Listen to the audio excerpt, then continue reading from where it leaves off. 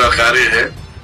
काल भैरव सभी को अपने शरण में रखते हैं, तो किसी को भी अगर दुनियादारी करनी हो तो बड़े प्यार से करते हैं, लेकिन वीरभद्र कभी प्यार से नहीं करते। वीरभद्र एक ऐसी शक्ति है कि वो प्यार दिखाना कम, मारना ज्यादा समझते हो, समझिए। तो वीरभद्र कौन सी शक्तियों को काट सकते हैं, कौन से बंधनों को काट सकते हैं, कौन से तंत्रों को निकाल सकते हैं, इसमें आपको ध्यान देना होगा। और ऐसे ही सोचेंगे ध्यान दे देना, तो नहीं है। क्योंकि जो पागल बनाने वाले तंत्र होते हैं, जैसे कि आशु महारानी के कुछ तंत्र है, 17 गढ़ 18 गढ़, 18 गढ़, ये बहुत डेंजर होते हैं इनके। फिर इनका 12वां गढ़ है, सबसे डेंजर 17-18 होता है जी गुरु जी। क्योंकि 17 एक 8 में गिनती होता है जी, जिसमें राहु बैठता है जी गुरु जी।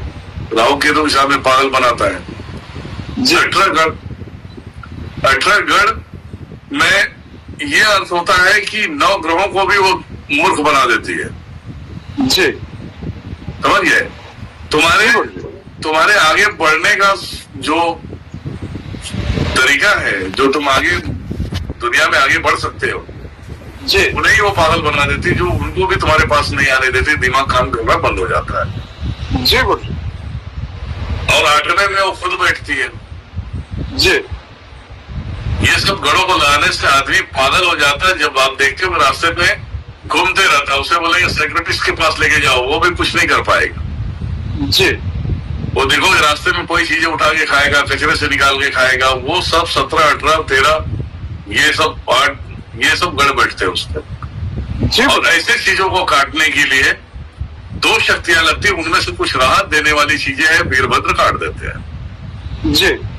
ठीक है, वीरभद्र काट देते हैं उसमें से। प्लस उसमें से एक शब्द और आता है, यहाँ पे बोल देंगे तो सारे सब सीख जाएंगे पूरा, तो यहाँ सिखाना नहीं है। और वीरभद्र का हमने इसलिए नाम ले लिया कि किसी के पछवाड़े में इतना दम नहीं है कि उनको बुला ले। सही बात है गुरु जी, ये बात तो मैंने देखी है। बिल्कुल गुरु जी, ये बात तो हमने देखी है। जब अभी गुरु जी गए थे वहाँ पे 5 मार्च को, तो जब आपने दिया गुरु जी मुझे वीरभद्र जी की दी शक्ति, एक और उनको दी, तो सब मांग रहे थे गुरु जी कि हमें भी वीरभद्र गुरु जी दे दीजिए, लेकिन गुरु जी आपने किसी को नहीं दिया। वीरभद्र का मेरे पास भैया 11 लाख से कम चालू है। हाँ जी गुरु जी। अब जिसको लेना है 11 लाख रुपए दो भैया, हम देते हैं तुम्हें। हाँ सही बात है गुरु जी, बड़े बड़े काम करते हैं वीरभद्र भी, बड़े बड़े काम करते हैं, ऐसी बात नहीं है जी।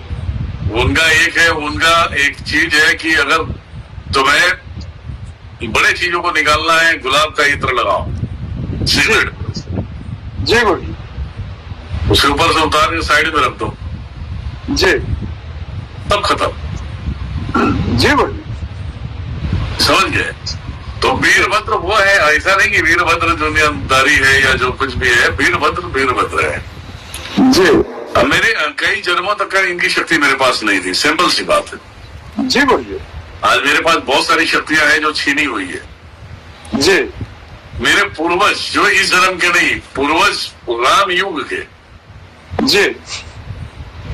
राम युग के पूर्वज, एक बार क्या हुआ, नवरात्रि का समय था, वीरभद्र मेरे पास नहीं थे जी। तो कहीं ना कहीं काम मेरा अटकता था जी गुरु जी, कि वो उनके अलावा कोई नहीं कर सकता। तो एक बार मैंने ऐसे किया था कि माता को निवेदन किया जी। माता ने, मैं बुलाऊं तो आए नहीं हो जी। तो ये मैं असलियत बता रहा हूँ कि मुझे बहुत तकलीफ हुई थी कि मतलब सब कुछ है और ये नहीं है। मैंने कभी इनकी शुद्धि की नहीं थी कि डायरेक्ट महादेव थे जी। तो एक जगह पे काम पड़ा मुझे, किसी का मुझे बंधन काटना था और वो बंधन तगड़ी लगी थी आशु महारानी को जी। और उसे काटना था और वो ऐसे गंदगी के साथ में था कि उसे मतलब माता को बोल दो, माता को जबरदस्ती नहीं कर सकते जी। तो मुझे वीरभद्र दिखाया, मतलब दिखाई दिया कि ये चीजें वही काट सकते हैं जी। ये मेरी अपनी आप बीती कहानी है जी गुरु जी।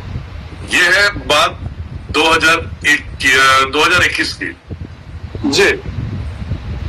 2021 की बात है। तो फिर मैं बहुत रणनीति खेल लिया, नहीं हुआ तो डायरेक्ट माता को बोला मैंने जी।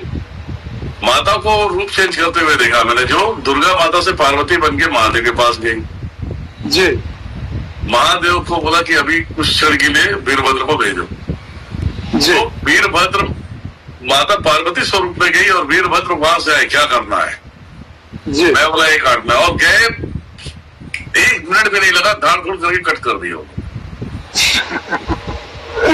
जी गुरु जी।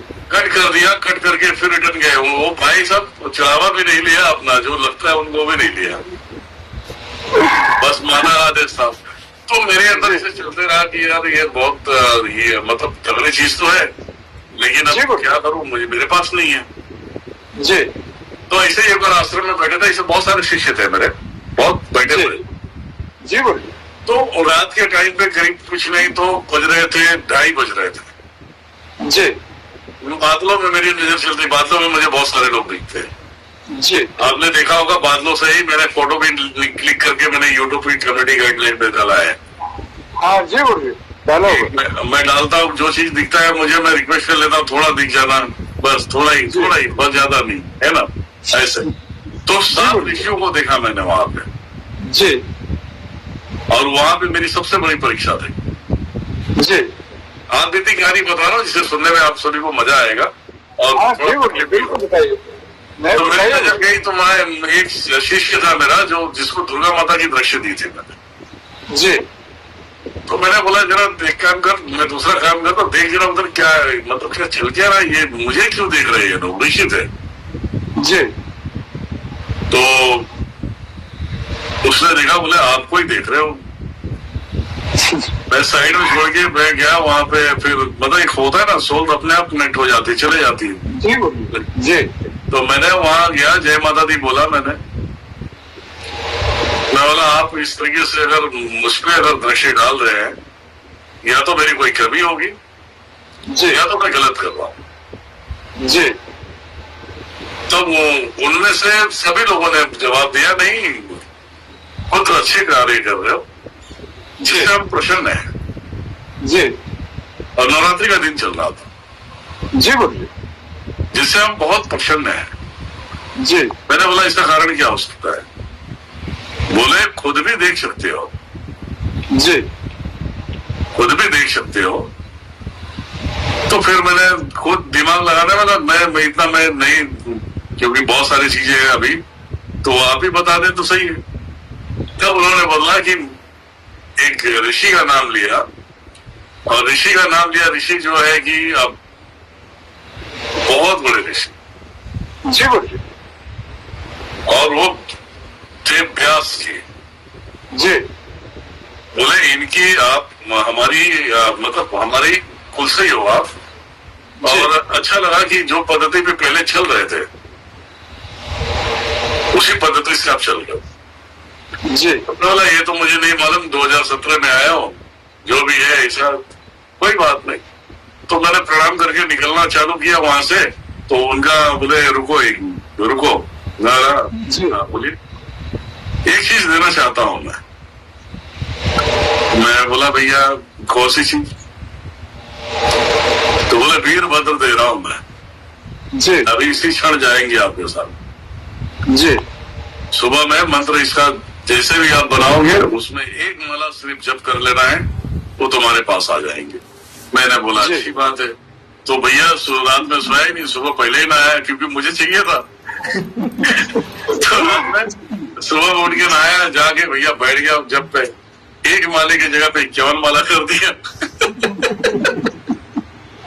तो वो फिर वीरभद्र आए। ये देखने जाओ तो कई जन्मों के पुण्य रहे होंगे कि भैया मिले, और लोगों को लगता है कि इसे सस्ते में ऐसा नहीं है यार, पाना मुश्किल है ये सब सारी चीजें। ये बात तो सत्य है गुरु जी, बिल्कुल सही बात है गुरु जी। ये भी हम लोगों का भी गुरु जी बहुत बड़ा सौभाग्य है, मेरे पूर्वजन्म के कर्मों के बहुत बड़ा सौभाग्य, आपकी बहुत कृपा है कि गुरु जी मुझे भी गुरु पूर्णिमा पे आपके आशीर्वाद से मिल गए वीरभद्र जी पिछले लास्ट ईयर में। तो ये भी गुरु जी आपकी कृपा है।